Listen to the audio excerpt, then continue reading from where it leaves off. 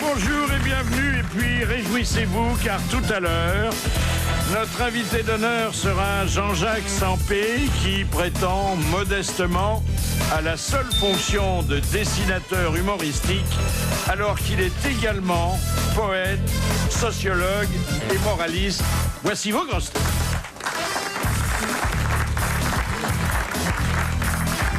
Aux grosses têtes, notre hôtesse le paye sur le champ et en liquide, Jean-Jacques Perroni. Bonjour. Pour l'avoir embrassé un soir en public, Alain Juppé a été écarté pendant 12 ans de tous les gouvernements. Jacques Maillot, bonjour. Depuis qu'on l'appelle Nounours, il supporte mieux les températures polaires. Bernard Mabille, bonjour. Elle passe pour avoir l'oreille, mais seulement l'oreille d'Alain Delon, Evelyne Leclerc. Vous ne savez pas tout, bonjour. Il connaît des mots qu'on ne trouve même pas dans le dictionnaire. Philippe Chevalier. Bonjour. Alors, Facebook a de nouvelles dispositions, de nouvelles applications. Par exemple, il y a maintenant le moyen d'évaluer votre niveau de gentillesse. Alors, je sais bien que ça ne vous concerne pas. Absolument pas. Mais, à l'inverse et à contrario, ça mesure le niveau de méchanceté. Donc, là, vous êtes concerné. Tu dois y être, là, Jean-Jacques. Voilà. Alors, je ne sais pas comment ça marche, mais je vais quand même essayer de vous l'expliquer. Oui. On vous interroge sur les spectacles que vous aimez, les contemporains que vous appréciez, sur les livres que vous adorez. Et puis, en fonction de vos réponses, on évalue votre caractère. Oui. Et on vous met en contact avec quelqu'un qui pense comme personne. vous. Personne. Non, Je trouve que c'est pas très fiable, ça, parce que moi j'ai remarqué quelqu'un comme Jean-Jacques, par exemple, qui est pas commode, qui critique tout. En réalité, dans la vie, quand il est en face de quelqu'un, dans le besoin, par exemple, eh ben, il sera très humain. N'est-ce pas, Jean-Jacques? Ah ben moi je vole les pièces dans les sébiles des aveugles dans le métro, parce que pas vu, pas pris. Eh oui. Vous avez votre téléphone portable qui sonne. Oui. C'est Philippe Bouvard et ses rythmes là. Et ses rythmes tropicaux. La chevauchée des Valkyries. Philippe Chevalier, non, il n'est pas disponible pour l'instant. Il est au cabinet. L'orchestre de Philippe Bouvard sera au Casino d'Antibes demain soir à 20h30. À 17h. Ça aussi, c'est nouveau. Ce sont les plus belles histoires d'amour que vous pouvez retrouver maintenant sur un site. Et la plus belle histoire d'amour, elle s'est déroulée il y a 3 mois seulement, dans une petite ville des États-Unis, où il y a un type qui avait flashé, comme on dit, sur une fille qu'il avait aperçue dans un transport en commun. Moi, c'est un gendarme qui a Elle roulait flashé trop sur moi. vite.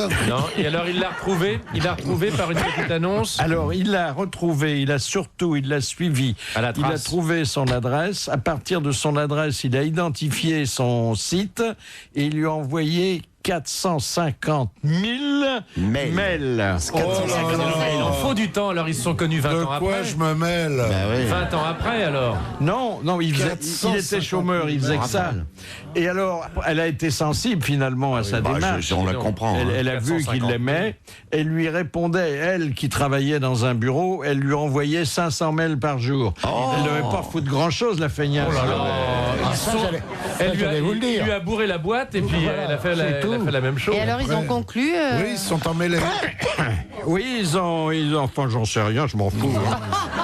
Ça, c'est une belle histoire d'amour. C'était la plus belle histoire d'amour avec du poil autour. là, tu mais vois. c'est Une histoire cybernétique. Vous avez d'autres histoires qui ne servent à rien comme ça? c'est vous en presque avez? un nouveau Et ça a duré combien tourné-manège, de ça, temps, tu parce vois. que- oui. Tu Ah, bah, ça, envoies c'est des le nouveau mails. tourné-manège. Alors, j'ai un site virtuel pour les cœurs solitaires. C'est un site qui vous branche quand vous n'avez personne dans votre vie oui, et c'est personne tenu par, chez vous ouais. sur une voix féminine qui, selon l'heure, vous dit Tiens, il est l'heure de boire un de coup, te lever, va prendre ton petit déjeuner. Puis le Change de soir, elle vous slip, dit dors bien, je J'ai ça à la t'embrasse. maison, ça s'appelle une bonne femme. Mais les cœurs solitaires, c'était une chanson d'Elvis. C'est triste, hein. Oh, oui, c'est triste, baby. Pardon. Il faut sortir le chien. Donc si on a le ver solitaire, c'est ça. Pourquoi c'est triste d'être seul? Ah non, pas d'être seul, mais d'utiliser ce genre de système. Ah bah non, mais... Oui. Moi, je vais enregistrer la voix d'Alain Delon. Il va me dire, Evelyne, ma chérie, lève-toi, il est 8h. Enfin, il est midi, plus exactement. Etc. Non, c'est un peu sordide, non? Mais bon. C'est la solitude Si ça des leur fait grandes plaisir. villes. Oui, non, mais c'est bien d'avoir une voix. D'ailleurs, beaucoup de gens qui laissent le son de la télé uniquement pour avoir une Bien sûr. Une présence. Une voix amie. Dans la voiture, j'ai une voix qui me dit tournez à droite. C'est très agréable. T'écoutes pas la radio dans la voiture? J'écoute de la musique. Ouais. Ah, t'écoutes de la musique. Moi, j'écoute mon moteur, je suis jamais déçu. Il est bruyant. Il fait trop de bruit pour que j'écoute la musique. Moi, la voix de ma voiture, elle dit toujours « Vous êtes arrivé ». Ah oui. Je dis, à mon âge, c'est quand même, il serait temps. C'est la moindre des choses. Alors, vous qui vous intéressez, cher Jean-Jacques Perroni, à la peinture italienne, et surtout de la Renaissance, on a découvert ce qu'on cherchait depuis des années, le fameux secret de Mona Lisa, la Joconde. Ah, son sourire. On a examiné la toile de beaucoup plus près et avec les moyens sophistiqués d'investigation dont on dispose. Et on s'est aperçu qu'il y avait des lettres et des chiffres qui apparaissaient dans les yeux de Mona Lisa. Laurent Romeshko. Ah, dis donc. Par exemple, dans l'œil gauche, il y a L et V. Mais Ah, c'est Léonard Louis de Vuitton, Vinci. alors. c'est non, c'est Léonard de Vinci. Léonard de Vinci. Oui, non, c'est pas LVMH, Ah ouais. c'est L et V. Extraordinaire. Bon, Ça. Ah, c'est bien. alors ça. bon, ça c'est très attendu et ça va pas loin. Mais dans l'autre œil, Il y a marqué alors, à Bébert pour la vie. Il y a Electrolux. il y a les lettres C, B, Elle avait le la- 72, parce qu'à l'époque, je crois qu'elle habitait dans ce département. Elle avait la CB 72. Non, c'est le numéro de la carte bleue de Léonard de Vinci. Mais carte bleue 72, elle vient de la Sarthe alors. Eh oui. Non, c'est formidable de penser que des siècles après, on peut voir des choses qu'on n'avait C'est fou, jamais vues. Mais c'est peut-être la date de Et alors ça veut dire de quoi? l'exécution du tableau, 1472. Oui, CB 72, c'est 1400. Non, il y a Ah pas non, de il n'y a B. pas de B dans Ah non, il y a pas de B. dans On le a livre dit romain. tellement de choses sur la Joconde, que Qu'elle avait un c'était sourire. Léonard, que c'était un homme, Ouais. qu'elle était enceinte. Qu'elle que- était assise sur un godemichesse qui la faisait rigoler bêtement, comme on le voit sur le tableau. Oui, on l'a dit. oui. Oui, on l'a Mais toutes dit. les femmes de Léonard ont le même sourire. Oui, oui. Il n'y a aimait pas de contrepétrie. Non, Il non, n'aimait c'est- pas les femmes, Léonard. de toute Il n'aimait façon. pas les femmes, Ah Léonard? non, non, il était Et en on a plein retour. retrouvé le godemiché chez Mme Bettencourt. Elle a laissé le tableau, mais elle a pris le... Ah, elle a sur son bureau un énorme Ah oui, phallus il est énorme. En or. en or. En or, ah Ouais, bah ouais. oui, Ah en oui. or, quand Elle même. va pas faire ça en Moi, je l'ai rosa, vu, mais ça merde. m'a impressionné. T'imagines quand tu vas la voir, elle te dit asseyez-vous. Et moi, je dis, oh, chic. Asseyez-vous sur le bureau, elle dit. Le coup de sang. C'est aujourd'hui le coup de sang de Philippe Chevalier. Oh, écoutez, quelle distinction. Réjouissons-nous. On connaissait la semaine des 4 jeudis, la 25e heure, la minute de vérité et les 35 heures. Eh bien, moi, je viens d'apprendre que ça fait déjà 2 ans que nos petits mioches de l'école primaire font la semaine de 4 jours. J'étais pas au courant. Faut dire que j'ai quitté l'école primaire il y a déjà un certain temps et que les seuls gamins que je côtoie régulièrement sont mes camarades des grosses têtes. Apparemment, cette semaine de 4 jours est remise en question par les plus hautes instances de notre administration, qui, par le biais de commissions en tout genre, d'observatoires toutes catégories, d'académies de ceci et de cela, veillent sur la santé de nos chères têtes blondes. Alors, les chronobiologistes les plus affûtés, et vous savez que chez nous, on est drôlement affûtés, sauf quand il y a de la neige, ont constaté au bout de 2 ans de cette expérience, je cite, que si la semaine de travail était plus courte, à heure égale, la journée était forcément plus longue. Oui. Non, non, mais ça sert de faire des études pour en arriver là. Et donc, les associations de parents d'élèves, qui ont compris depuis longtemps qu'il valait mieux se regrouper quand on n'avait rien à dire, opine du chef, opine du chef avec le sérieux et la retenue qui caractérisent le crâne vide. Bien sûr, au départ, l'idée n'était pas mauvaise. Supprimer le samedi permettait aux familles de partir en week-end dès le vendredi soir, voire, grâce à cette chère Martine, dès le milieu de l'après-midi si on avait pris soin de demander une dispense de gymnastique pour son moutard. L'industrie hôtelière et touristique se frottait les mains, 2 jours et demi de vacances par semaine, vous pensez. Même au mois de novembre, il y aurait du monde au Mont-Saint-Michel. Toujours éthique aujourd'hui, cette question du rythme scolaire fait débat. Comme on dit dans les milieux intellectuels et associatifs. Et des chercheurs très inspirés ont leur avis sur la question. Par exemple, un groupe scolaire de Lille a élaboré un projet susceptible d'intéresser le nouveau ministre de l'Éducation. Il s'agit d'alterner la classe avec des activités socio-culturelles ou sportives. Ne me demandez pas ce qu'est une activité socio-culturelle, je n'en sais rien, et encore moins pour un mioche de 8 ans. C'est peut-être ce qu'on appelait autrefois les travaux manuels, je sais pas, mais à l'heure de l'ordinateur, le panier en osier et le Père Noël en pâte à modeler ont été remplacés par la prise de conscience du moutard sur la place qu'il occupe dans le terrain de jeu social. Qu'est-ce qu'on étudie demain, madame, après la leçon de grammaire? Demain, les enfants, après la relaxation au sol, vous aurez activité d'éveil interactif, suivie d'une discussion-débat sur la notion de groupe en milieu collectif. Et quand est-ce qu'on aura activité d'évolution corporelle en milieu aqueux? Je te l'ai déjà dit, Kevin, quand la piscine sera construite.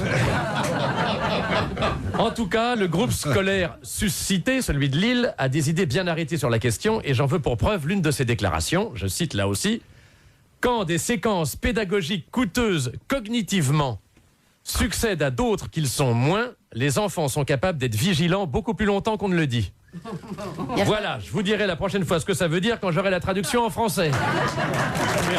Cerise sur le gâteau, ça se passe au Japon, mais c'est là que tout se fait bien avant de se faire chez nous.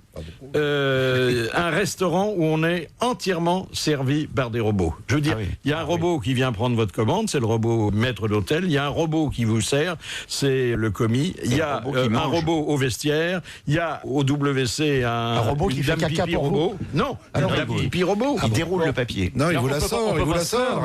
Alors c'est pas très très bon, mais il y a énormément de monde parce que ça ne s'est jamais fait sur la planète. J'espère que c'est pas le même qui sert à table. Ah ouais.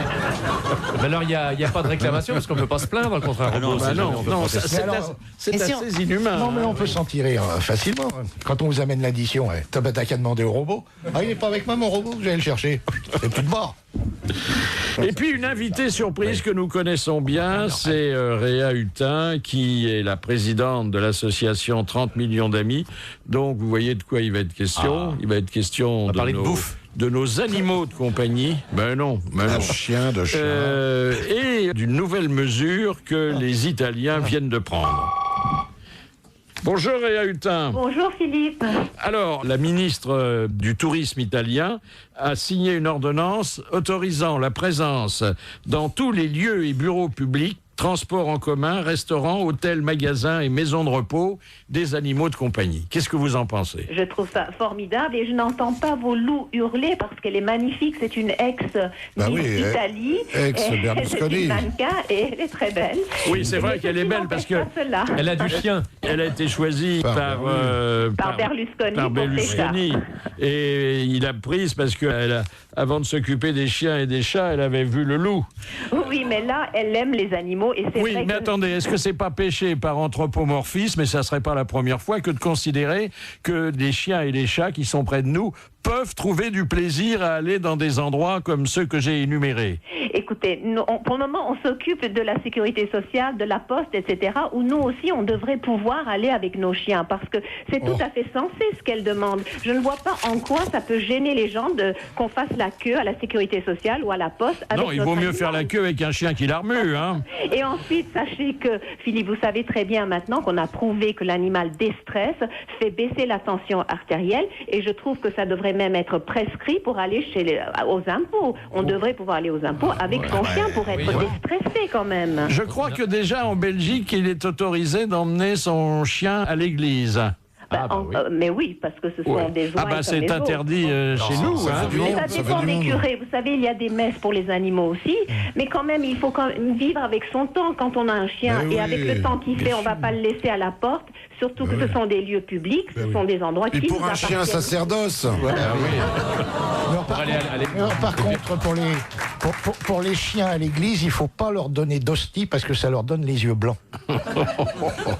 Non, d'ailleurs, je vous ferai remarquer que rien dans la liturgie et les textes saints ne fait référence aux animaux. Ils sont les grands oubliés. Hein. Il y a Saint François d'Assise. Et Noé. Ah bah oui, avec son arche. Mais vous savez... l'arche de la Noé. Pour l'Italie, ils sont très en avance parce que je vous signale aussi que le maire de Rome, en 2005, qui lui était maire socialiste, avait interdit qu'on mette des poissons dans des bocaux parce qu'il ne fallait pas que les poissons rouges tournent en rond, ça les rendait justement aveugles. Vous les laissez à l'air libre? Bien sûr. Non, il faut les mettre dans des bocaux.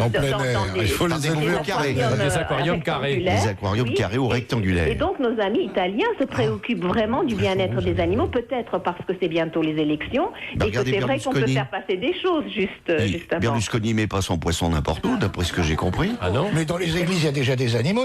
Dans les bénitiers, il y a plein de grenouilles. Il y a des punaises dans les sacristies. C'est vraiment un truc d'animaux, quoi. C'est Mais vous imaginez, Réa Hutin, les animaux de compagnie dans les transports en commun aux heures de pointe?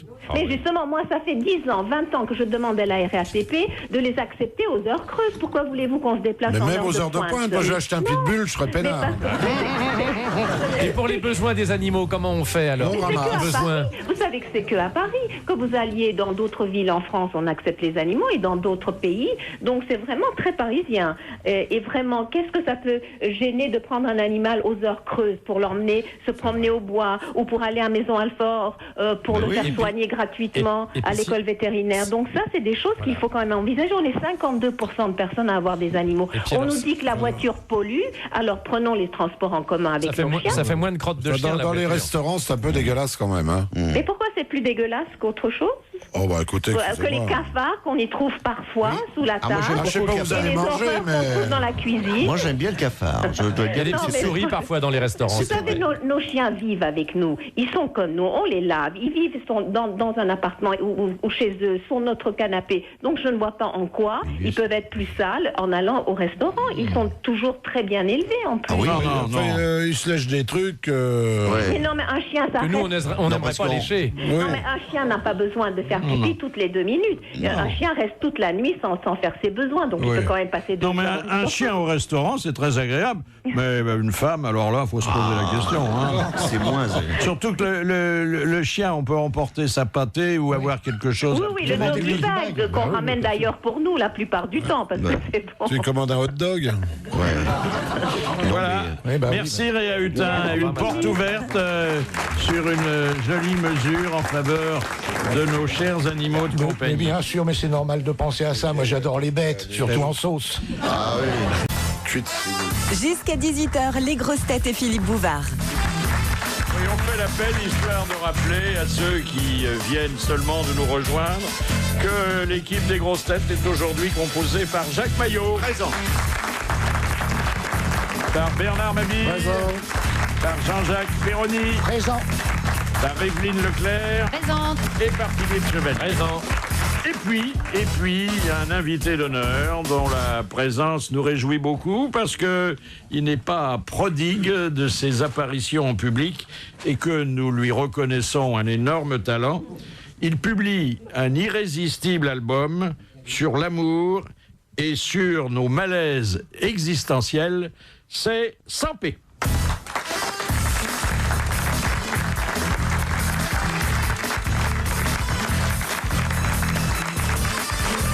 Venez, monsieur Sampé, venez sans crainte. Il n'y a que des amis et des admirateurs. Et je vais vous demander de bien vouloir vider vos poches avant votre cœur. Qu'est-ce que vous avez ? Un paquet de cigarettes, bon, bah ça on n'insistera pas parce que en public aujourd'hui c'est prohibé. Un peu d'argent sur vous. Des notes de taxi. Ah, on peut pas vous les rembourser. Quelques monnaies. C'est-à-dire combien environ ? Oh, je dois avoir 150 €. Ah, c'est pas mal, c'est pas mal. Il y a marqué Bettencourt. C'est plus que la moyenne, non ? Oui, c'est de plus. vous habituer. Vous n'avez pas sur vous, comme de nombreux dessinateurs, un petit carnet de croquis ? Non, je me le reproche. J'oublie tout le temps. Non, je n'ai pas de crayon, j'ai pas de carnet. Parce que souvent dans la rue, il peut y avoir une illumination quand on voit certains de vos personnages en liberté. Hein. Oui, hélas, les illuminations sont fort rares. Oh non, bah, vous voulez dire que vous travaillez longtemps sur un dessin, hein ? Assez longtemps, oui. Et vous êtes arrivé de rester sec devant une page blanche ? Mais oui, ça m'arrive très souvent, mon cher. Alors, il suffit d'attendre pour que l'inspiration vienne. Il suffit désespéré, et puis un jour, ça vient. Comment êtes-vous devenu dessinateur? Fallait bien, mon cher, que je fasse quelque chose. Oui, mais il y avait tellement d'autres choses à faire. Vous étiez doué quand même pour le dessin. Non, j'étais pas tellement doué pour le dessin, non. Mais j'avais une admiration folle pour les dessinateurs. Alors forcément, j'ai voulu faire comme eux. À l'époque, c'était des grands dessinateurs déjà, comme Dubout par exemple. Oui, il y avait une quantité de gens. Chaval, Reiser, Faisan. Mais vous n'avez jamais tenté du dessin politique? Non. Pourquoi? Ça vous dégoûte? Parce que je ne sais pas faire ça. Je ne sais pas faire ça. Mais vous faites des personnages aussi ridicules, vous leur faites dire n'importe quoi, et puis ça y est, c'est emballé. Oui, mais non, mais je crois pas que je sois doué pour ça. Puis vous savez, dans les dessins politiques, il y a les bons d'un côté et les mauvais de l'autre, très mauvais, et c'est pas mon idée de l'humanité. Comment avez-vous réussi à vous engager dans l'armée alors que vous n'aviez pas l'âge? Oh, comme beaucoup de gens, en falsifiant mes papiers, je me suis vieilli. Mais c'était une vocation pour l'armée? Ah non, pas du tout, c'est pas une vocation, c'était le seul moyen que j'avais trouvé pour payer le billet pour venir à Paris. C'est l'armée qui vous l'offrait? Si l'on peut dire, oui. Est-ce que vous vous souvenez de votre premier dessin paru dans la presse? Ah oui, très bien, c'était une catastrophe. Qu'est-ce que ça représentait? Très mauvais. C'était un peintre, un artiste peintre, qui était devant une toile, vous allez voir, ça va être une catastrophe, qui était devant une toile qui représentait une feuille de vigne, et dont la légende était, c'était lui qui parlait, c'est abominable. Vous pouvez vous rhabiller, mademoiselle. Non, mais j'étais tout jeune. Enfin, il a été publié. Comment, dans la vie quotidienne, se manifeste votre distraction chronique? Je ne reconnais pas les gens. Même des amis très chers, je peux les croiser sans les voir. Parce que je pense toujours à autre chose. Et c'est très gênant. Quand on me dit vous êtes distrait, quelle chance vous avez, vous vous évadez, pas du tout. Ça n'est pas une chance du tout, ça m'handicape. Je fais de la peine à des gens alors que je veux pas le faire. Non, c'est pas agréable d'être distrait. Alors nous aimons tous beaucoup vos personnages, parce qu'on les rencontre dans la vie, parce que ils sont malheureux, vos personnages, sinon vous vous intéresseriez pas à eux. Ils veulent exister à tout prix alors que, bon... oui, mais je crois que c'est le cas de chacun de nous. Oui. On veut absolument exister. Là, j'ai un type qui est tout seul dans sa salle de bain. Ils sont souvent seuls, vos personnages, parce qu'ils sont tellement peu séduisants qu'ils ne trouvent pas toujours l'âme sœur. Alors, il est en train de se regarder dans le miroir de la salle de bain, et faute d'autres interlocuteurs, il se parle à soi-même, et il dit « Garde toujours ta lumineuse lucidité, Robert. » Non, nous allons, si vous voulez bien, faire une petite partie de tennis. J'imagine que c'est un sport que vous avez dû pratiquer. Le tennis, Oui. Vous avez aimé le tennis? Oui. Vous avez aimé le nôtre parce que finalement, on peut jouer assis. Je vais demander à Philippe Chevalier de bien vouloir arbitrer le match. Avec distinction. Oui. Et avec la connaissance des règlements et l'aval de la fédération. Jean-Jacques Sampé, distribuez-vous vos dessins à vos fournisseurs comme le faisait Picasso? Oh, comme le faisait Picasso, je crois que c'est une légende. Je crois qu'il a donné quelques dessins à un restaurateur et qu'il a donné quelques dessins à un tailleur. Mais pas à son électricien. On n'était pas au courant, en tout cas. Excellent. Voilà. Un point pour Philippe Chevalier. Mais vous, Sampé, vous n'avez jamais donné des dessins comme ça pour faire plaisir. Vous les gardez. Je me serais fait recevoir, la personne m'aurait dit qu'est-ce que c'est que ça? Oh, si, on rit quand même. Deuxième question, c'est-à-dire deuxième balle. Est-ce que nos ridicules vous émeuvent? Mais oui, ça m'émeut parce que on est empêtré, on a toujours des ennuis, des difficultés, on ne sait pas très bien comment s'en sortir. C'est difficile. Oui, mais je comprends que c'est difficile. Mais alors, d'où vient cette fascination pour les nabots qui se prennent pour des géants? Les nabots, c'est beaucoup dire sur des gens qui ne sont pas très grands. C'est pas des surhommes, hein. Oui, c'est pas Cary Grant. Ah oui, non, bien non, sûr. non. Ils ont le crâne un peu déplumé, mais c'est pas une tare, hein, monsieur Chevalier. Oh non, au contraire. Et se faire des cheveux, ça prouve qu'on a un cerveau qui travaille. Ne pas être très grand, ça n'empêche pas d'être très séduisant. Mais non, mais bien sûr. Fayot. Et d'être un peu fort, ça ne veut pas dire qu'on n'est pas les cheveux. Mais tes 3 petits implants, ils sont beaux là-haut. Moi, oui. C'est très joli. Tu les arroses le matin? Oui, avec ce que je peux. Vous dessinez d'ailleurs des gens qui ne vous ressemblent pas physiquement. Il n'y a pas de beaux hommes, hein, je veux dire. Mais vous êtes fort aimable, mon cher ami. Non, j'ai la vue qui baisse. Non, je veux dire par là que ce sont des gens d'un certain âge déjà, hein, qui ont beaucoup souffert. Hein. Oh, oui, en principe, oui, un petit peu, oui. Mais c'est malgré moi tout ça, ça vient comme ça. Puis vous savez, vous connaissez beaucoup de gens qui n'ont pas eu de pépins dans la vie. Il n'y en a pas beaucoup. Non, c'est vrai. C'est pour ça qu'on se reconnaît tous dans vos dessins. Hein. Où est-ce qu'on en est, monsieur l'arbitre? On est à 3 points pour monsieur Sampé, 1 point pour monsieur Bouvard pour la pertinence de ces questions. Est-ce qu'il faut... C'est une épidémie. Mais non, mais il y a une année nouvelle qui arrive, alors il faut se placer quand même. Il veut se renouveler le cul comme ça, tu vas avoir des affres. Est-ce qu'il faut regarder certains de vos dessins avec une loupe, comme ceux du regretté Dubout? Parce qu'il y a souvent des petits détails signifiants. Oui, mais il était beaucoup plus précis que moi, lui. Oui. Moi, c'est plus esquissé. Ce sont des... Et plus aigriard, hein? Ah ouais. C'est normal qu'on s'appelle Dubout d'être aigriard. Oui. Dubout dessinait souvent des partouzes géantes. Hein? Il y a un musée Dubout à Palavas. Hein. Vous vous rendez compte, une partouze géante avec les personnages de Dubout? Ah oui, alors là... Ouais. Et surtout, quand on prenait la loupe, on voyait qu'il manquait pas un organe. Hein? Vous avez tout regardé à la loupe, Philippe, je comprends. Mais il y a toutes les illustrations qu'il avait faites pour les volumes reliés de San Antonio. Le sexe et Berrurier et tout ça, c'était formidable. Alors 4 points pour monsieur Sampé, 1 pour Philippe Bouvard. Non. Pourquoi peignez-vous aussi souvent le désespoir et la solitude en milieu bourgeois? Parce que ce sont des archétypes que je dessine, ce sont des exemples.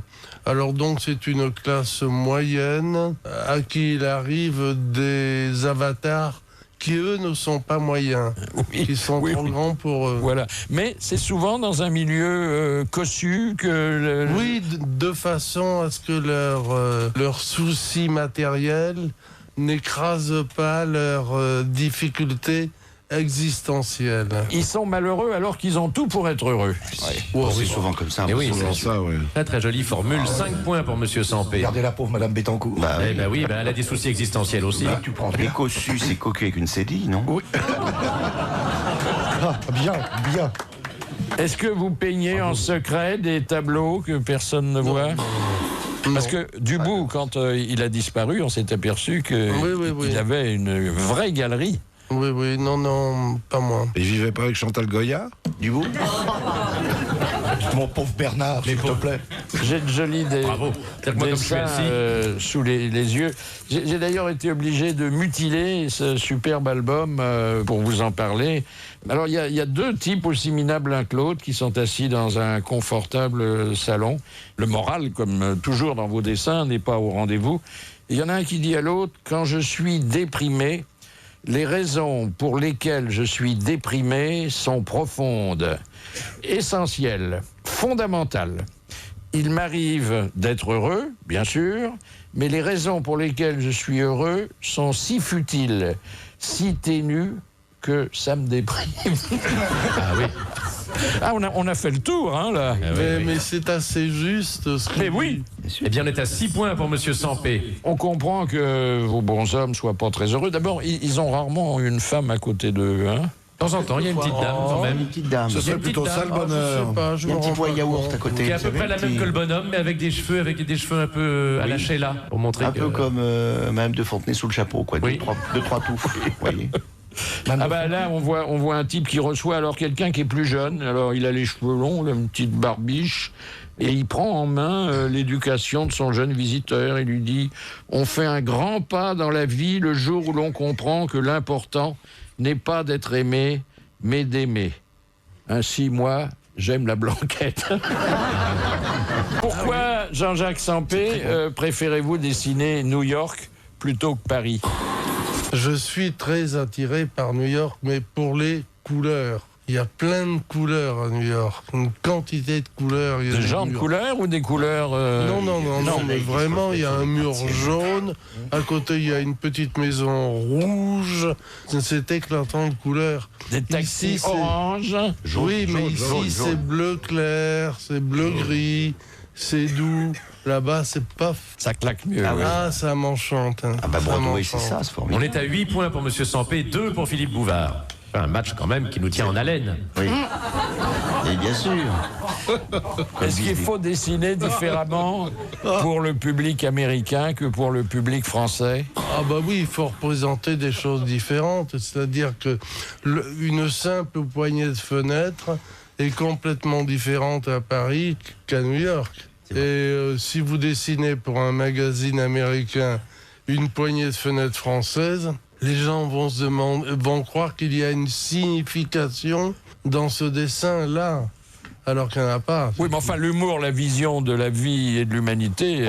c'est semblable. C'est pareil. Parce que les fenêtres américaines, c'est fenêtres à guillotine. Il y a des petits détails qui sont très différents, mais... Nous, on a des fenêtres de chaises électriques. Oui, exactement. On a des fenêtres qui s'ouvrent alors que là-bas sont des fenêtres qui se lèvent. Et les poignées s'appellent des espagnolettes alors qu'on est en France. Alors 9 à 2. 9 à 3, pardon. Ah, il sait plus. J'ai plus ma tête, j'ai pas mes lunettes surtout. 9-3. Il fatigue l'arbitre. 9-3. Seine-Saint-Denis. Comment distinguer les dessins qui ont besoin d'une légende, d'un texte, et ceux qui s'en passent?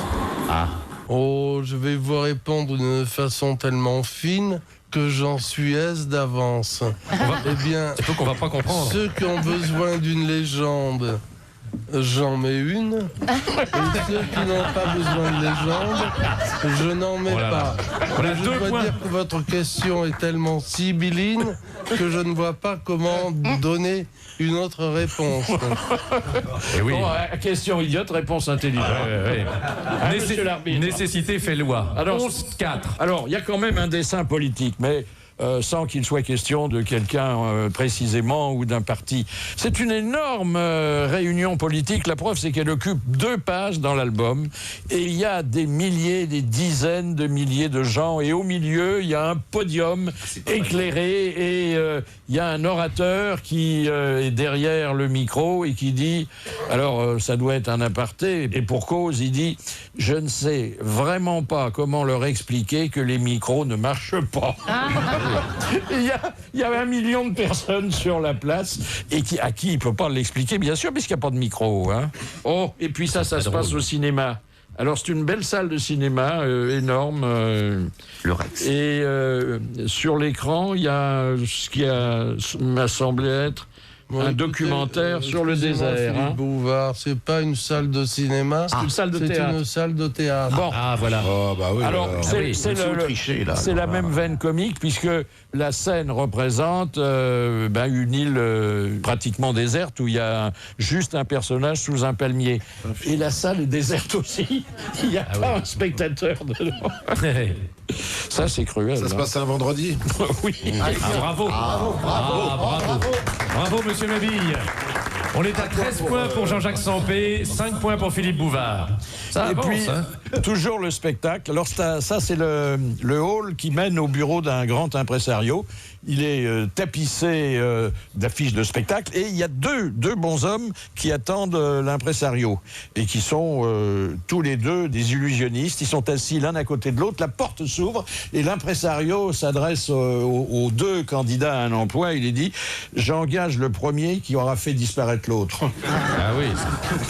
Comment ça me rappelle l'histoire du type qui va voir un directeur de cirque. Oui. Et puis il lui dit, voilà monsieur le directeur, je sais faire l'oiseau. Alors le directeur un peu blasé lui dit, allez-y. Alors il siffle, il fait des tas de sifflements, il imite la mésange, le rossignol, le rouge-gorge, etc. Puis le directeur de cirque, le blasé, lui dit, écoutez, non monsieur, je regrette, mais vraiment ça ne m'intéresse pas, j'ai déjà entendu ça et vu ça 36 fois. Alors le type lui dit, excusez-moi monsieur le directeur, tant pis, je m'en vais. Et alors il ouvre la fenêtre et il s'envole. Elle est bonne. Ah bah elle est très bonne. Elle est très bonne. Qu'est-ce qu'on peut donner à l'arbitre, là? Une claque. Le maximum. Une médaille, allez, une médaille. 2 jours de repos? Oui. Les arbitres adorent les médailles. vous savez. Bon, on fait le total, monsieur On est l'arbitre. à 14-6. Voilà. Merci, monsieur l'arbitre. Il y a un album qui est consacré à Saint-Tropez. Pourquoi Saint-Tropez? C'est un de vos... Oh, parce qu'à l'époque, quand je l'avais fait, Saint-Tropez était un vrai symbole. On en parlait tout le temps. Un archétype. Et puis, je sais pas, j'ai eu envie de faire ça en me disant, tiens, avant il y a eu Deauville, très longtemps avant. Oui, c'est vrai. Et maintenant, c'est Saint-Tropez. J'ai eu envie de faire ça. Et demain, la Garenne-Colombe. Bah, c'est pas mal. Hein, la Je voulais plage est voir belle, si hein. j'étais Paris-Plage. capable de mener à bien tout un album là-dessus. Bah, la Garenne-Colombe, c'est quand même un des rares bourgades de la banlieue où il y a à la fois des lapins et des oiseaux. Et des oiseaux. C'est très mignon, la Garenne C'est Colombe. pittoresque. C'est joli la Garenne-Colombe. Ouais, il y a une place. Moi, je peux même pas aller à la Grande adorable. Motte. J'ai une trop petite quéquette. Première citation que nous devons à monsieur Fournier de Rouen, qui a dit « J'ai mis toute ma vie à savoir dessiner comme un enfant. Ah, c'est beau. Picasso. » Picasso. Oh là là, bravo. Bonne réponse de Fournier. C'est joli comme formule. Hein. Toute ma vie. T'es parti trop vite. Ouais. Ah ouais. Non, On mais comprend que tu sois candidat à la présidence de la République. Parce que là, dis donc. Ah oui. Et puis, cette deuxième citation, envoyée cette fois par Madame Laurette de Bourg-en-Bresse, qui a dit « Si on veut connaître le baromètre de la liberté d'expression d'un pays, il ne faut pas aller voir le Premier ministre, mais le dessinateur de presse. Cherchez. » Et il savait, et il sait De quoi qu'il cause. de quoi il Ah, parle. il vit toujours. Ah, il vit toujours. C'est un Français. Plantu. C'est Plantu. C'est Plantu. Bonne réponse de Bernard Mabille. Eh bien, Plantu a été notre invité d'honneur, comme l'est aujourd'hui Jean-Jacques Sampé. Et il avait essayé de définir, c'est très difficile, la limite que peut se fixer un caricaturiste. Dès qu'il y a de la vie privée, je n'y touche pas, sauf le jour où c'est vraiment connu sur la place publique. Mais je me souviens que j'avais dessiné un homme politique, je ne peux pas vous dire son nom, comme ça avec son imperméable ouvert, avec une petite Marianne de 4-5 ans qui était un peu effarouchée. Et donc je fais le dessin comme ça, il ouvre son truc, et le rédacteur en chef me dit « Mais déconne pas, il le fait pour de vrai !» et je ne le savais pas. C'est l'intuition de l'artiste. Vous vous souvenez du petit Nicolas ? Oui, bah, c'est surtout le souvenir de mon ami René Goscinny. Ça a duré combien de temps, là, le petit Nicolas ? Oh, pas très longtemps. On a fait ça pendant 6 ans, 7 ans. Pas mal, oui. Donc il fera un deuxième mandat, visiblement. Est-ce que le film qu'on en a tiré vous a satisfait ? J'ai toujours pensé qu'on ne pouvait pas en faire un film. Seulement Et le film vous a pas montré le la contraire ? fille de Goscinny tenait absolument à ce que 6 millions ce soit un film. Alors... Bon, c'était sympathique, ça a eu du succès d'ailleurs. Ça a eu du succès. Très gros succès.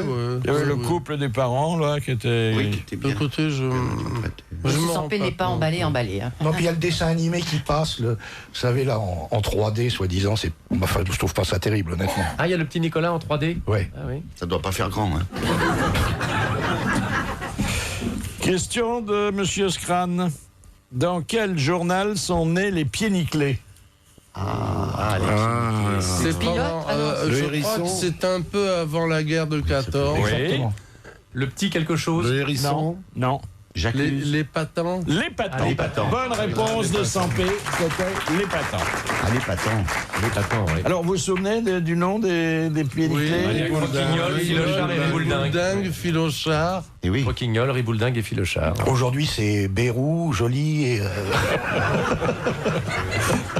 C'était avant Bibi Fricotin ou après À peu près à pareil. peu près pareil. Ouais. Et Bécassine. C'est ma cousine. C'est ma cousine. Vous le saviez pas? Si. Elle se présente aux élections, dites donc. Alors là, c'est un grand dessin, mais avec une légende qui est presque aussi grande que le dessin. Et c'est deux de vos personnages qui sont au 5e étage, qui dominent le flux ininterrompu de la circulation automobile. Et il y en a un qui dit à l'autre, j'ai bien calculé, il y a environ 2000 femmes vraiment intéressantes dans cette ville. Les 3/4, 1500, sont sûrement satisfaites de leur existence à cause de leur solitude ou à cause de leur mari ou de leur amant. Et sur les 1500, 500 d'entre elles n'hésiteraient pas, si l'occasion s'en présentait, à changer de vie. Alors, sur ces 500, se trouve, j'en suis certain, la femme qui me convient et avec qui je connaîtrai le parfait bonheur. Comment la rencontrer? Soit par hasard, dans le travail, soit chez des amis. Par hasard, tel que je l'envisage, ce n'est pas, Dieu merci, le genre de femme à se laisser aborder par un inconnu, dans la rue ou ailleurs. Dans le travail? Dans le travail, je ne veux pas d'une femme qui travaille, hein. D'autant plus qu'elle doit être enthousiaste, hein, et serait de ce fait trop passionnée par son métier. Alors, chez des amis, mais j'en ai très peu, et ils ne reçoivent pratiquement pas. Donc, c'est la conclusion, je reste avec Hélène. Tout ça pour en arriver là.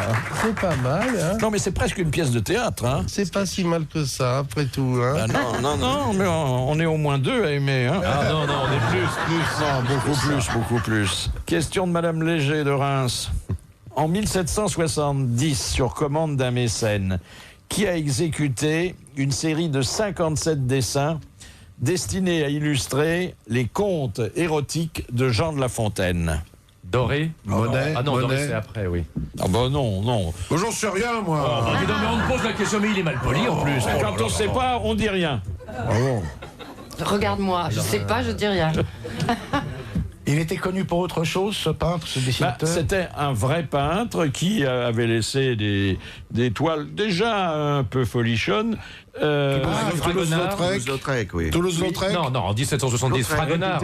Fragonard. Fragonard. oui. Bonne réponse. C'est Philippe Chevalier. Non, c'est Philippe Chevalier. C'est Philippe Ah oui, Chevalier. c'est le distingué. Moi, j'avais dit Monet, mais c'est pas ça. Oui, c'est pas du tout pareil. Non, il a dit. Comme je suis fait engueuler, je dirais plus rien. Mais il répond bien, Philippe Chevalier. Je me fais engueuler à la pas maison, répondu je me assez fais engueuler fort. ici. Non, mais c'était... La Alors, réponse était- Wolinski, lui, est plutôt un dessinateur politique, hein. Et alors, ici, il nous avait parlé des cas de conscience qu'il avait vécu à l'époque où avait disparu le pape Jean-Paul II.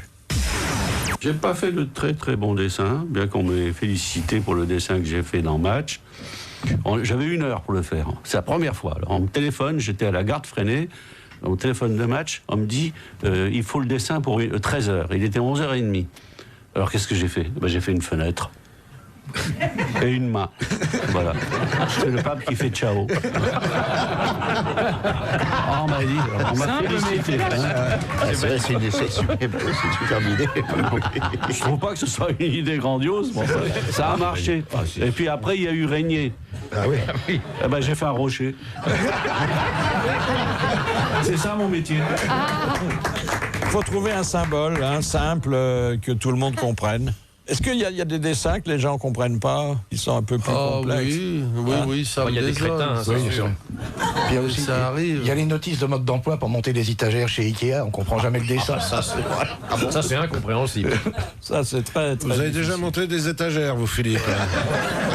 Non, j'ai monté plus d'étages que d'étagères.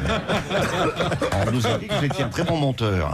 Non, attendez, parfois je tombe sur un tube de dentifrice. Et vous y arrivez. C'est simple à ouvrir, je n'y arrive pas. Ah oui, non, mais c'est compliqué. Le plus difficile, c'est les bouteilles d'huile ou de vinaigre. Oui, ça j'évite. Et pourquoi vous n'y arrivez pas? Je comprends pas. Eh bien parce que j'ai 2 mains gauches, une incompréhension absolue du fonctionnement de tout ce qui fonctionne. Voilà. Mais moi, c'est un peu. Et pour Et monter un une. tube de mayonnaise, ça va? Oh non, j'ai jamais monté de mayonnaise. J'ai monté des étages, mais j'ai pas monté de mayonnaise. La vaseline, ça va mieux quand même, non? Non, rassurez-nous, parce que si vous confondez vaseline et mayonnaise... Remarque, il y en a peut-être une qui doit se régaler. Hein. Et il t'a dit qu'il n'arrivait pas à ouvrir les tubes. Oh, tu parles. Et pour monter une étagère, il faut qu'elle soit solide. Merci, monsieur. Que signifie, demande monsieur Groslot, que signifie le verbe académiser? C'est peindre des nus. Peindre des nus. Bravo. Bonne réponse de Véronique. Bravo. Moi, je veux dire, il sera président de la République. Ah bah oui, bah là, avec la culture qu'il a. Non. Oh, dis donc. Non, Ça sert pas à grand-chose, tu me dis. Enfin, c'est pas Madame Fournet de Nogent-sur-Marne demande qui a dessiné l'uniforme des gardes suisses du Vatican? Oh là là. Léonard de Vinci. Non. Chambourcy, qui est spécialisé dans les petits Suisses. Ah oui. Bon, c'est pas Danone non plus. Non. C'est pas Michel-Ange. C'est Michel-Ange. Bonne réponse de Péroni. Ah, il connaît toute l'histoire de la peinture flamande. Trop fort. T'as été fouillé dans le bureau avant, c'est pas possible. Dites donc, quand Non, même. mais il a des repères. Il sera Premier ministre de Ségolène Royal, brillant comme ça. On parle pas de malheur. Il y a deux types qui marchent dans la rue, c'est naturellement dans un dessin de Sampé. Bon, ils vont au bureau, ils sont vaincus par la vie et véritablement pas très flambards. Il y en a un qui dit à l'autre, il paraît que lorsqu'on va mourir, on revoit toute sa vie en 1 minute. Eh bien, c'est cette minute que je redoute. Elle n'est pas mauvaise, celle-là, non? C'est la grimace. Pas beaucoup. En plus, il y a un mot d'auteur, quoi. Tout focalisé sur 1 minute. Enfin, vous n'allez pas nous empêcher d'aimer ça, quand même. On est friands, nous. Question de Madame Royer-Donfleur. Qui était le dessinateur qui a créé Bécassine? Pichard. Il dit Pichet. Presque. Pilchard. Non. Pichon. Presque. Pichalon. Pichu, Pichet. Pichelon. Michon. Presque. Michon. Pichot. Nichon. Nichon. On disait toujours Michon, le mais père ils étaient deux. Nibard. Là, c'est le père Nichon. Son prénom, c'était Robert. Robert Nichon. Victor Nichon. Pichao. Pichebu. Pichet. Pecnard. Non, c'était presque ça, puisque, bon, c'était Pinchon. Ah, Bon. Pinchon. Ah, Pinchon. Voilà. Et il a fait, alors, lui, une dizaine d'albums. Hein. Pinchon. Comment elle s'appelait, la marquise de Grand-Air, hein? La patronne de Châtelaine. de Bécassine. La Châtelaine. Est-ce qu'on sait pourquoi Bécassine n'a jamais eu de bouche? Parce que les bonnes femmes disent que des conneries. Elle a une J'aurais mieux fait le moteur. Parce qu'elle était pas portée. petite bouche. Non, elle n'en a pas du tout. Elle Elle va était du pas tout. Elle a portée pas de sur bouche. Elle a un tout l'inflation. petit trait. Elle a un nez rond et elle n'a pas de bouche. Non, mais il savait peut-être pas dessiner les bouches, monsieur Pinchon. Ah, peut-être. Hein. On a dit d'ailleurs d'un grand peintre qui avait fait le radeau de la Méduse, Oui. et où on ne voyait pas les La pieds Méduse. des naufragés, que s'ils n'avaient pas de pieds, c'est parce qu'ils ne savaient pas les dessiner. Hein. Ah oui. Question de Madame Romer. Qu'en dit-on d'un Québécois qu'il a la mine dans le crayon? Ah, bah, quand il a la truc dans la culotte. Oui, exactement. Quand il a du tempérament, qu'il est infatigable en amour. Voilà. Bonne réponse de ma bille.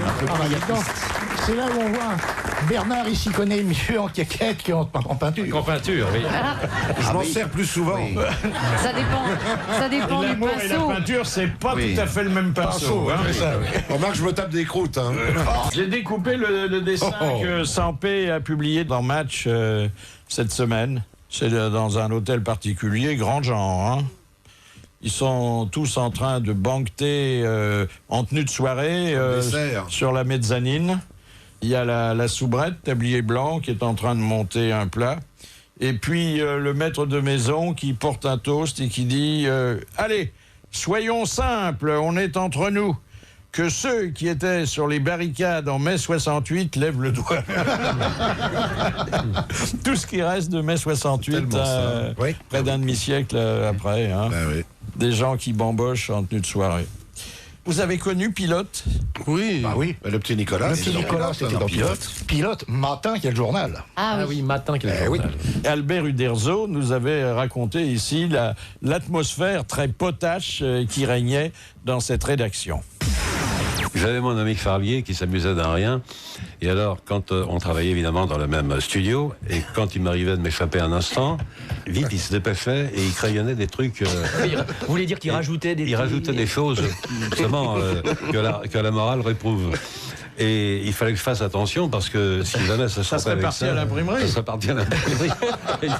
Il aurait eu quelques soucis. Sur Tanguy et la verdure. Hein. Et il avait trouvé des petits pétards spécialement conçus pour être placés sur la tinette des water et on rabattait doucement la lunette et on attendait que le gars s'assoie. Et alors, il est arrivé un jour que nous recevons ça se passait dans nos bureaux, nous recevons une charmante dame qui a un besoin pressant et bon, on lui dit où ça se trouve et lui avait complètement oublié. On a entendu un coup de pétard terrible. Et la pauvre fille est sortie un peu échevelée en se demandant ce qui lui était arrivé. On se l'a dit, un pétard sur une lunette. Oui, c'est vrai. Les petits boulots. Je fais des petits trous, encore des petits trous, toujours des petits trous. Et donc, avant d'être artiste, vous faisiez des choses pas très artistiques, hein? Oui, j'ai été livreur à bicyclette chez un courtier en vin.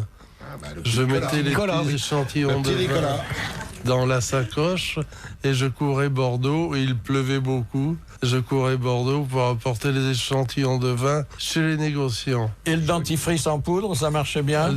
Non, là, je me suis fait virer très rapidement. Ça, vous sauriez l'ouvrir, J'allais chez des gens, je leur proposais du dentifrice en poudre.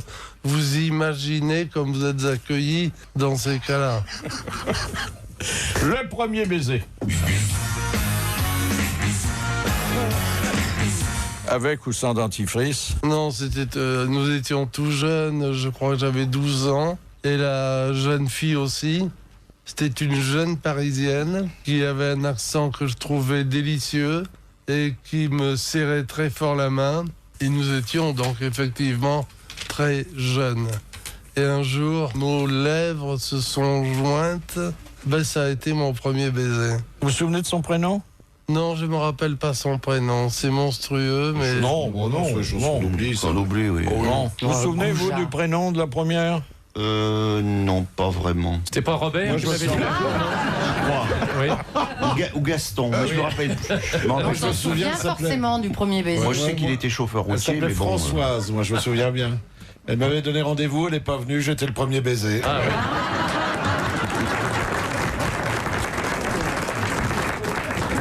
Moi, c'était une Anglaise, la première. Ah oui. Moi, je savais pas à l'époque. Fatalement, le premier. Qu'est-ce que tu Elle mettait pas la langue. Ah, oui. C'est après, quand j'ai pris une cochonne, une française, une vraie, quoi, que là, j'ai compris la différence entre l'anglaise et la française. Bien sûr. Ah, là, Elle avait la bouche fermée? Non, ouais, quoi. Ah oui, comme ça. Comme Bécassine, un peu. Comme ça. Et alors pourquoi on appelle le French kiss? On a c'est autre le chose. fameux baiser français. Alors, il y a deux et écoles. Non, le French kiss, c'est... la dénomination est en anglais. C'est Le bizarre. French kiss, c'est la turlute, et au fond, pas exagérer. Non. Ah oui, ça se passe par là. Si, le French kiss, c'est aussi la descente à la cave. Il y a plusieurs Vous voyez que écoles. c'était le bisou avec le... Non. C'est aussi, mais il y a plus de... Ça englobe beaucoup plus de choses. Ah On va bon. te proposer un French kiss. Oui. C'est le menu gastronomique. Ah, je croyais que c'était uniquement au niveau. Et après, t'as la farandole supérieur. des desserts et tout ça. C'est la complète, beurre, fromage. Et une bonne galette saucisse. Oui. Mais moi, je suis obligée de fouiller dans mes Non, souvenirs. attends, Evelyne. Avoir déroulé autant de kilomètres de câbles et pas savoir ce que c'est qu'un French kiss, c'est quand même pas fort. Ah non, mais j'avais Non, mais uniquement. quelquefois, on connaît la chose, mais pas le nom. Ah oui, hein. bah oui. Vous avez pas testé ça, tourner manège? Ça, j'ai vu que tourner manège s'arrêtait. Pour la seconde fois. Ça a tellement bien marché la première fois qu'ils l'ont arrêté au bout d'un mois. Ils l'ont remis à l'antenne. Ça a l'air de vous faire plaisir, ça. Un peu. Franchement. Ah bon, ça je vais marche être pas, honnête. le- Ah non, non, non, ça y est, c'est terminé. La honte de l'invité d'honneur. Un jour, il n'y avait pas très longtemps, j'étais à Paris. Je reçois un télégramme d'une agence de publicité ou de communication avec qui j'avais pris contact pour essayer de placer mes dessins et qui me dit « Venez tout de suite ». J'y vais. C'était en banlieue, une banlieue très lointaine. Je prends un métro. Après, je me rappelle que je prends un petit train qui était une Micheline. Je fais un bout de chemin avec ce petit train et enfin j'arrive. Et là, le préposé qui devait me recevoir me dit tout naturellement, comme si ça allait de soi, « Avez-vous trouvé une place pour vous garer ?» Moi, très intimidé et n'ayant pas de voiture, je réponds « Oui, au parking ». Ah, me dit-il, qu'avez-vous comme voiture? Je m'enferme dans mon mensonge. À ce moment-là, je dis une 11 chevaux Citroën, une traction avant. Ah, me dit-il, mon père avait la même, maintenant il n'y en a plus beaucoup, je viendrai la voir tout à l'heure. J'étais absolument affolé. Et effectivement, après que nous discutions travail un petit peu, il me dit, je viens avec vous, je vais voir la 11 chevaux. Moi, très inquiet, affolé, j'aurais voulu lui expliquer. C'était pour aller plus vite que j'ai dit que j'avais trouvé une place. Sans ça, on aurait discuté, on aurait parlé de la longueur du trajet, etc. Moi, je voulais savoir le genre de dessin que j'avais à faire. Quoi qu'il en soit, Après l'entretien, il vient avec moi et on cherche sur le parking la 11 chevaux Citroën que, bien entendu, on ne trouve pas. Et là, je dis, mais c'est affreux, elle y est pas. Le bonhomme me dit, on vous l'a volée. Donc, il faut aller au commissariat. On va au commissariat. Il était toujours là, mon type, que j'avais envie d'étrangler. On va au commissariat. On me demande mon permis de conduire. Je n'avais pas, je ne savais pas conduire. Je dis que je l'ai laissé dans la voiture. Chose à ne pas faire, me dit le préposé au commissariat. Ensuite, oui, alors il me demande le numéro de minéralogique de la voiture. J'invente n'importe quoi. On rectifie 5 ou 6 fois. Il téléphone à la préfecture. On ne connaissait pas ça. Et j'étais absolument... À la fin, comme il était tard, je dis je vais prendre un taxi. Mais vous pensez bien que j'avais pas l'argent pour m'offrir un taxi de cet endroit pour revenir à Paris. Alors, ce qui fait que le bonhomme m'accompagne à la station de taxi. Je n'arrivais pas à le semer. Et je prends le taxi. On tourne à droite dans la première rue. Là, j'arrête le taxi. Je lui dis, écoutez, je vous paye. Je ne vais pas continuer. J'ai oublié quelque chose.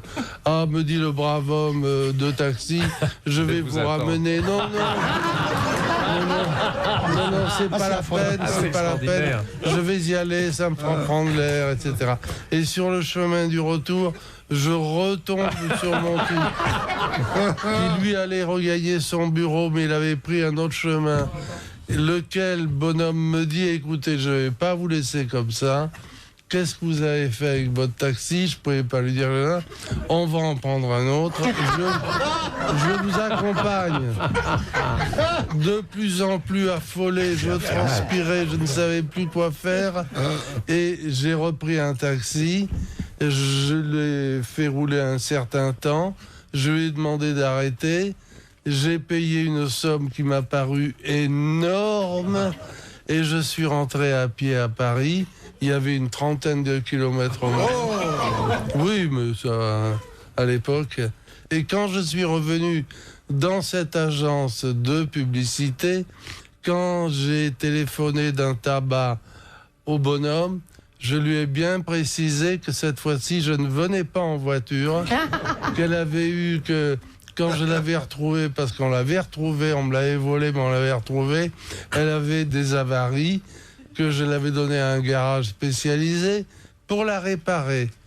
Et je me suis toujours repenti du ridicule de cette situation, de dire quelque chose que l'on ne pense pas, uniquement parce que ça vous arrange sur le moment. En tout cas, c'est une des plus belles hontes qu'on nous ait jamais racontées.